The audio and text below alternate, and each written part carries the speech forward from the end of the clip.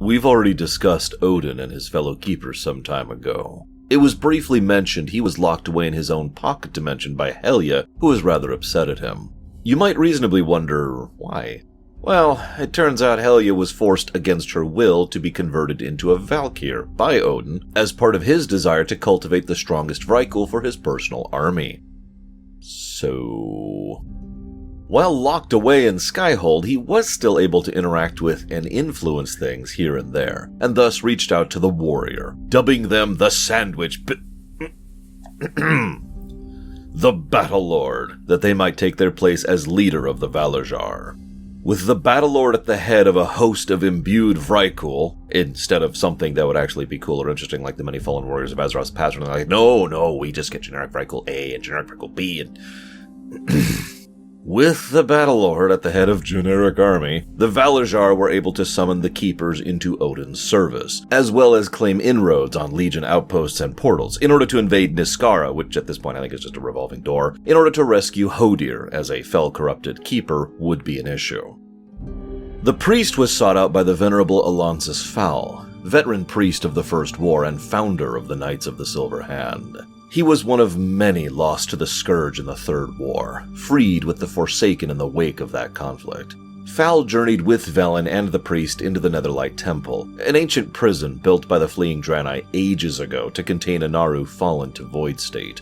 The priest, Velen, Fowl, and many others present all channeled their holy magic into the creature, purifying it and rebirthing it as the Naru Sa-Ra.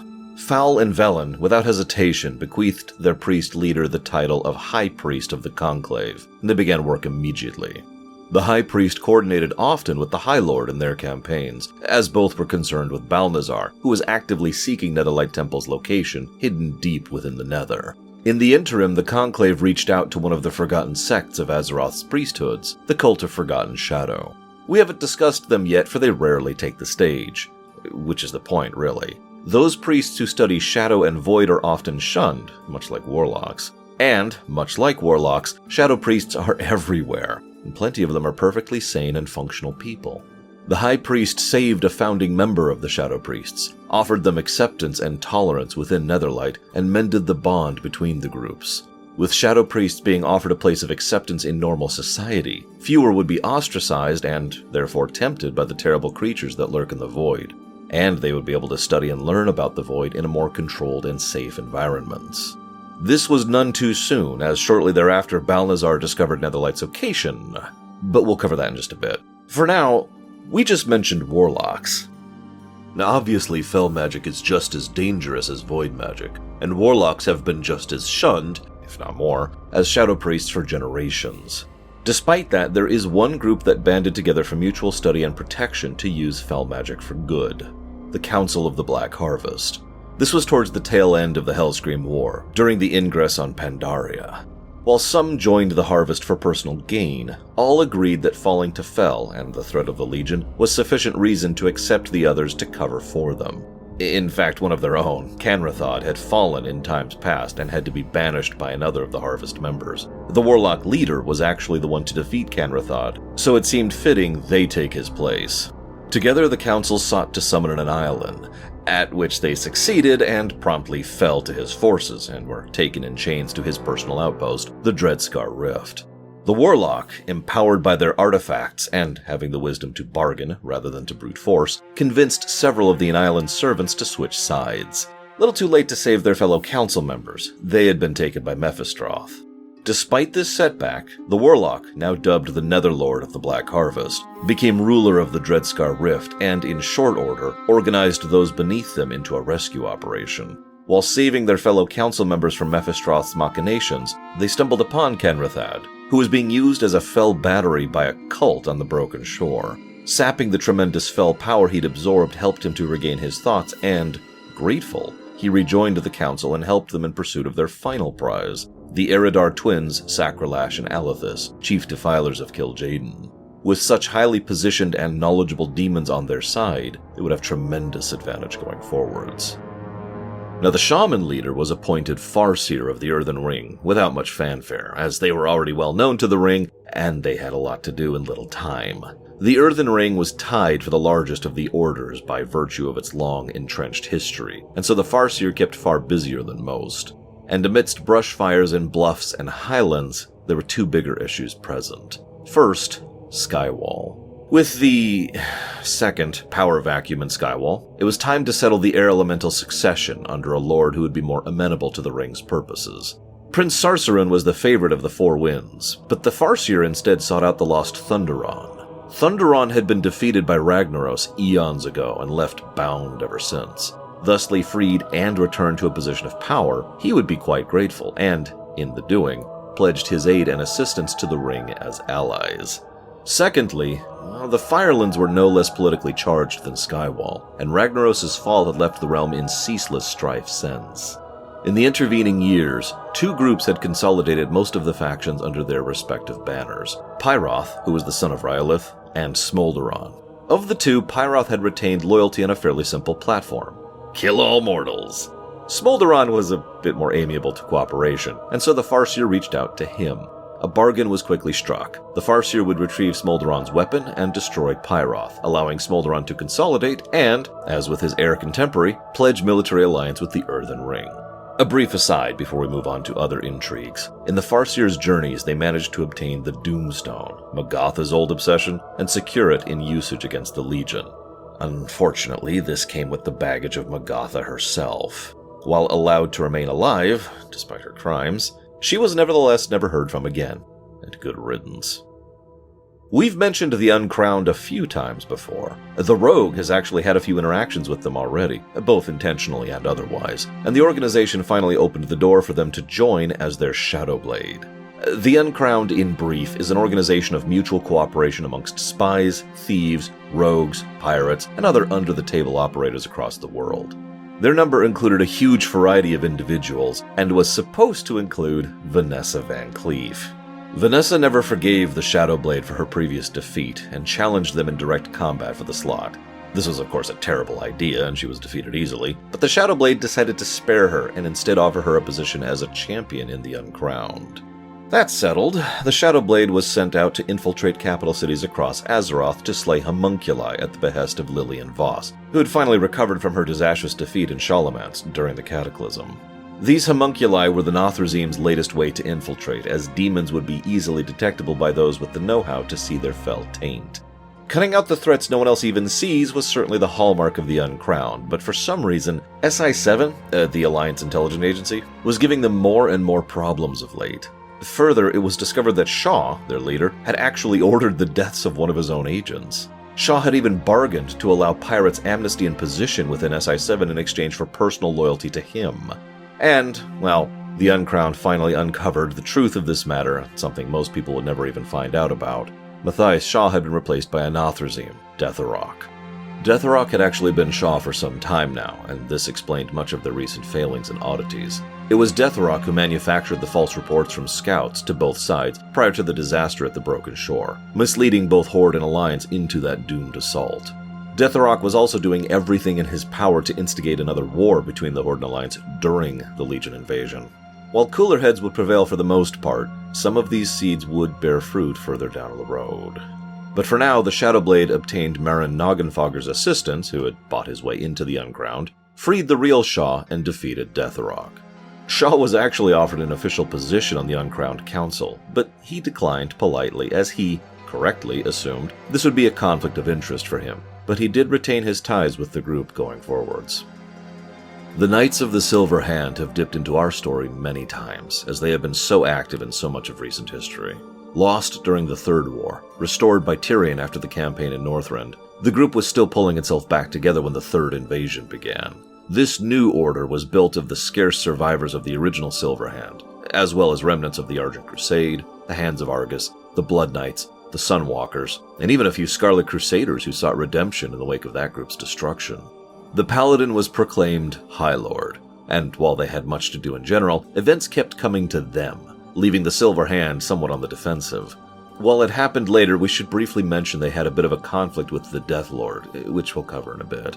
The High Lord also was called by Khadgar personally when a strange, luminescent meteor soared through the Fellstorm and crashed off the coast of Suramar. The High Lord was able to retrieve it and discovered it was the heart of a Naru. Zira, and it bore a message for them. From Turellian. One would be forgiven for forgetting that name, but he was one of the original paladins of the Silver Hand, part of the Sons of Lothar who had ended the Second War by closing the Dark Portal and remaining behind on Draenor as it shattered into Outland. Turellian and his wife Illyria had been found by Lothraxion, a Nothrazim turncoat who had joined, or infiltrated, the Army of the Light.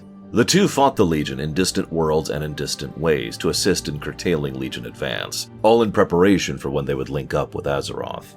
That time was soon, but it wasn't just yet. For now, as a direct consequence of the High Lord's continued and repeated interactions with the High Priest, Balnazzar shifted his focus from the Paladins to the Priests and their Netherlight Temple.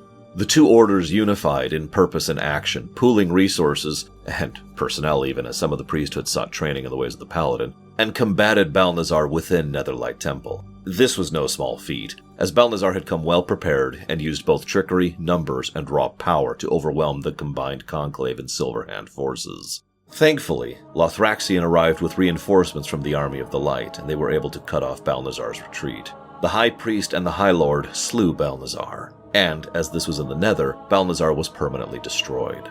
The legacy of years of infiltration and manipulation, of corrupting and perverting the Paladins and the Light to his twisted purpose, were finally at an end. The mage's exploits almost seem tame by comparison. First, small bit of backstory. Many years ago, the mages of Dalaran had joined together their best combat mages and formed the Tiraz Guard. In turn, each of these mages pooled a bit of their power into one individual, making that mage the Guardian of Tirazfall. Alodai was the first Guardian, and we've also briefly mentioned others, including Aegwynn and Medivh. There hasn't been a Guardian in years. In fact, Khadgar was offered the possibility of becoming one, but no. Despite the temptation, despite how much he did desire such a thing, Khadgar firmly believed in the unification of the whole rather than the singularity of the one. He wanted Azeroth to stand against the Legion, not one supremely powerful champion, even if it was him. In this mindset, the mage was dubbed the Archmage and Conjurer of the Tiraz Guard, leading, but not being granted guardianship. Indeed, never again would such a thing be. The Archmage spent most of their time reaching out to and recruiting the many mages of all types and all factions into the Tiraz Guard, unifying their strength and skill in support of the other orders, although odd things kept happening. Now, try to act shocked, but it turns out one of the leaders of the Kirin Tor, Vargoth, had actually been replaced by a Nothrazim, Kathronatyr. This was not their first dalliance with Kathronatyr, as he actually invaded Azeroth some 2600 years ago, wielding the Greatsword Apocalypse. It was his invasion that prompted the creation of the very first Guardian, and he was swift in seeking revenge against the mages that had imprisoned him for so long. The Archmage used the Nothrazim's own artifact, a Nightborn Soulstone, against him, imprisoning the demon within it and using it as a power source for the Violet Citadel's magical defense system, thus forcing Kathronatyr to spend the rest of his short life defending the mages he hated so.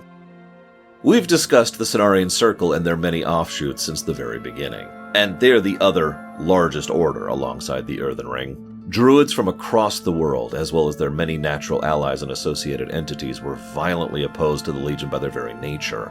The Druid leader, wielder of Gahanir, was elevated as the Archdruid, though they struggled as they sought not only to contest the Legion, but the resurgent Nightmare. Remember, the leaders all coordinated one with another, and it was quickly decided they could ill afford a distracted two-front war. Thus, the Archdruid was tasked with essentially ignoring the Legion threat, save for attacks of opportunity, and focusing all the Circle's efforts on the Nightmare. This was dangerous, as remember, Druids are especially vulnerable to the Nightmare. But that vulnerability also worked both ways, and careful effort yielded good result as the Circle was able to scout, identify, and cut off Nightmare expansion.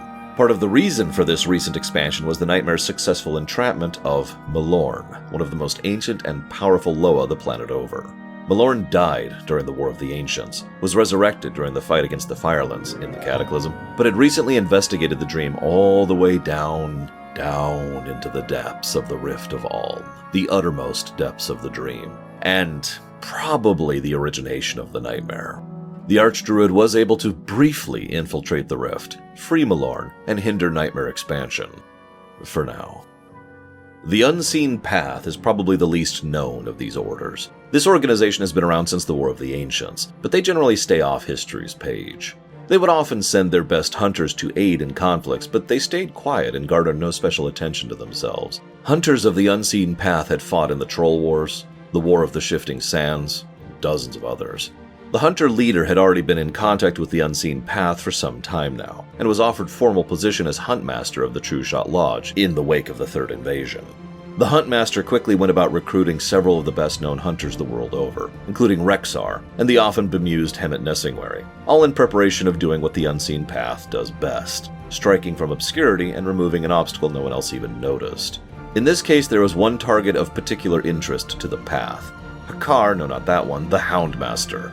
The Houndmaster was well known for his mastery of fell beasts, something of a favorite of Sargeras, given his predilection for hounds, and launched what would have been a surprise assault on Dalaran if not for Huntmaster efforts. Thanks to them and the Unseen Path, the group was able to lay a trap for the Houndmaster within the Violet Hold. The Houndmaster opened multiple portals within, as it was easier to invade due to its nature and construction and... déjà vu. He also made a point of releasing some of the prisoners, including Maleficent Monostorm, the tough and resourceful wife of Millhouse. Millhouse was a little worried about this turn of affairs, but the Huntmaster had other issues to deal with, such as Anubiset, one of the surviving Crypt Lords of the Northrend campaign, imprisoned for being one of those wayward ex-Scourge would-be kings. Upon the failure of his orcish servant, Hakar himself strode forth, and was promptly slain. With this, the intended Dalaran assault was cut off before it even began, and the Unseen Path returned to the shadows they so preferred. The Knights of the Ebon Blade had had little to do, really, since the Northrend campaign. Many offered their services to one side or another of the Hellscream War, but most drifted, listless. To them, the Third Invasion was reinvigorating, a goal, an enemy, a purpose to their existence again. This group allied itself with the Third Lich King, who, as mentioned, was as anti-Legion as anybody else, although this was a dangerous pact. In truth, most Death Knights weren't even aware of the constant effort the Third Lich King expended into maintaining their free will. His presence, such a constant in their minds that most didn't even notice it was there. The Death Knight leader was given their title, the Death Lord, and one of their first actions was to storm the Undercity and rescue Kultira, imprisoned since the middling days of the Hellscream War by Sylvanas. The Banshee Queen had failed to break the Death Knight, and Kultira rejoined the Ebon Blade gladly. The Ebon Blade was gifted 2 tasks in their new alliance. The first was to raise as many of the fallen adventurers and champions as they could into new undead, gifting and training them in the ways of the Ebon Blade, that they might fight anew against the Legion, and at least somewhat dull the terrible losses Azeroth was suffering. Their other task was a bit more interesting. The Deathlord was given this task by the Third Lich King personally. Find and recruit 4 specific individuals that the Third Lich King believed would be best suited to becoming the new 4 Horsemen. The first target is Nazgrim. One may recall Nazgrim's fall during the Siege of Orgrimmar. The veteran orc was both willing and eager, a capable tactician and loyal to a fault. He was grateful for the curse of undeath, for another chance to serve his people. The second was a little trickier. The Deathlord journeyed to Stromgard, held now by the would-be king Galen Trollbane, who had since declared independence from the Forsaken. He was busily trying to forge his own kingdom when the Deathlord made a deal with him to deliver the body of his father, Thoris Trollbane. Galen, keeping his streak of incredibly stupid decisions, decided to turn on the Deathlord rather than allow his father's return. You see, Galen had in fact assassinated his own father to claim the throne before his own untimely demise, and refused to allow such a contestant to his kingdom. Galen was crushed like a bug beneath the might of the Ebon Blade, and Thoris brought forth as willing convert, becoming the second horseman to serve Azeroth once more. The third was an amusing choice. We spoke about Sally Whitemane, one-time Inquisitor of the Scarlet Crusade, driven mad by the horrors she faced as a child. Death had cleansed the mark on her mind, but the Deathlord did not offer peace. They offered atonement. Fight the Legion, help restore the world she had caused so much pain to. Whitemane joined without hesitation. That just left the 4th recruit, Tyrion Fordring. Tyrion was a perfect candidate. Driven by righteous fury, the man almost fell to death more than once in his life. He nearly became the 3rd Lich King during the Northrend campaign. He was skilled, he was powerful, and he had the force of will to back it. There was only one problem. Tyrion laid at rest in Light's Hope Chapel in light-blessed soil. And this was the current hall of the Knights of the Silver Hand and the High Lord. They would not allow Tyrion to be taken willingly. so the Death Lord launched an assault on their High Lord ally. The attack was swift, decisive, intended to leave as little casualties as possible. They weren't truly enemies after all. But in the end, the Lady Liadrin refused to allow this ingress, and the power of the light that bathed the chapel proved to be too much for the Death Knights. It was all they could do to flee. And in the process, Darien Mograine was racked by the light, burned beyond recognition. But death is for the living, not the damned. The third Lich King bid him rise, and Darien became the fourth horseman. In the wake of these great feats and sacrifices, the monks, well, first of their order, the monk leader was dubbed Grandmaster. But before that proclamation could even settle, their temple was attacked by the Legion, and the peak of serenity was lost. In the wake of this, they forged a new order from the ashes of the old, the Order of the Broken Temple, and rallied on Shenzhen Zu, the Wandering Isle. From this defeat, the Grandmaster came to a strange realization. Always before, their skill and craft had been enough to topple every foe they faced, from the rebellion against the Mogu of old to the resurrected Thunder King and beyond. But the Legion was simply a new class of enemy, and their might could only carry themselves so far. The solution was obvious. They needed a new brew. So, the Grandmaster tasked them and theirs with a truly powerful draft. One that would imbue those who drank with renewed energy, strength, endurance, speed. All joking aside, this was no simple task, and required feats of strength and cunning both to gather the rarest, most powerful, and most particular ingredients. And it could only be brewed with strikes of lightning, thus forming the Storm Brew. And with it they could help all the members of each order to strike above their weight class. The Slayer, of course, was already fighting at that level, but the boost couldn't hurt. The Illidari had, while the Slayer claimed their twin artifacts, conquered and repurposed one of the Legion's ships, the Fellhammer, and it now operated as a mobile base of operations for the group and for the leaders as a whole. They were primarily focusing on threats the other groups couldn't quite handle. There were a few of these, but first we need to deal with the troubles within. Two of the Illidari were at odds. Altruis the Sufferer, the very same one who assisted in the downfall of Veritas back in Outland, and Cain Sunfury, who had never forgiven him for this betrayal. The Slayer had to choose one to support, as compromise was impossible. Which they chose is a bit murky, but we will presume Altruis, leaving the other to seek their own path separate from the Illidari for now. In short order, they discovered an unusual sight, a wandering Notherzim who claimed himself Lorimus Thalapides. The two were still bound in Razalik's form, and they quickly joined the Illidari, such as it is. They also sought out Akama in the Black Temple, who was none too pleased to see his former master's hounds, though with words they were able to convince him of the sincerity of their efforts and earn his assistance. They also reached out to one of the more rogue of the Wardens, and with their aid, were able to launch an infiltration onto the Vault of the Wardens. The Vault was in bad shape. Between the initial Legion assault and the subsequent evacuation, all that remained were those desperately trying to gain some semblance of order, Legion invaders, and of course the prisoners themselves. One of the traitor demon hunters, Tirathon Saltharil, stayed behind during the Illidari's exodus to punish and torment his former jailers, and it was he who now guarded the passage down to the more secure vaults. Therein lay Inquisitor Tormentorum, who had only recently been freed and was busy attempting to free all others to serve Legion cause. Demons were not all that lay jailed within, however. There was also one of Ragnaros' lieutenants, Ashgal, who had refused to submit after the Fire Lord's destruction and so had to be frozen, and the Beholder Glazer, who had a powerful weapon in his gaze, which was incredibly vulnerable to itself, which the Wardens used to good effect. In the depths was Cordana herself. The fallen Warden's name would be forever cursed in history for her role in events, but the Slayer had no time for such theatrics and simply slew her. From Cordana, the Slayer retrieved the Sargerite Keystone, and with it they were able to, for what I think is the 50th time at this point, invade the Legion prison world of Niskara. Their goal, utterly destroy the treacherous Karya and Veritas Fellsoul.